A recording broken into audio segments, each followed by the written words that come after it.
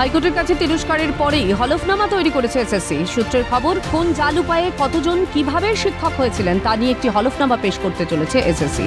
সোমবার দেবাংশু বসাকের বেঞ্চে ভুয়ো শিক্ষকদের তথ্য নিয়ে এসএসসিকে তিরস্কার করা হয়। বিচারপতি এসএসসির কাছে জানতে চান, তথ্য দিতে ভয় পাচ্ছেন কেন? এরপরই কার্যত অবৈধভাবে পাওয়া শিক্ষকদের নিয়ে একটি হলফনামা তৈরি করছে এসএসসি, যা বুধবার আদালতে পেশ করা হবে বলে দাবি এসএসসি চেয়ারম্যান সিদ্ধার্থ মজুমদারের। ওভারঅল একটা পিকচার, যেটা আমরা অনেক জায়গাতে বিভিন্ন সময় কোর্টে বা বিভিন্ন মামলার ক্ষেত্রে হয়তো খন্ড খন্ড করে দিয়েছি, সেগুলো মানে একটা সামগ্রিক আকারে। এসএসসি সূত্রে খবর, নবম দশমে সার্ভারে বিকৃতি করে চাকরি পেয়েছেন প্রায় 900 জন, সুপারিশপত্র ছাড়া 700 জন ও তালিকায় না থেকেও চাকরি পেয়েছেন প্রায় 50 জন।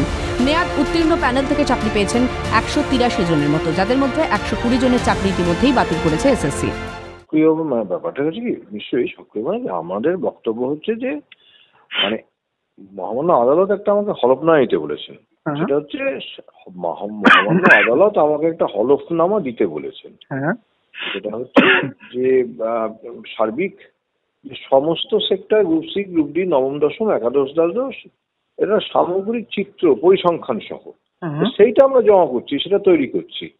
শুধু নবম দশমে নয়, একাদশ দ্বাদশেও র্যাঙ্ক জাম্প, সুপারিশপত্র ছাড়া চাকরি সহ আরো অন্যান্য বেনিয়মে কতজন চাকরি পেয়েছেন তারও বিস্তারিত তথ্য থাকবে সেই হলফনামায়।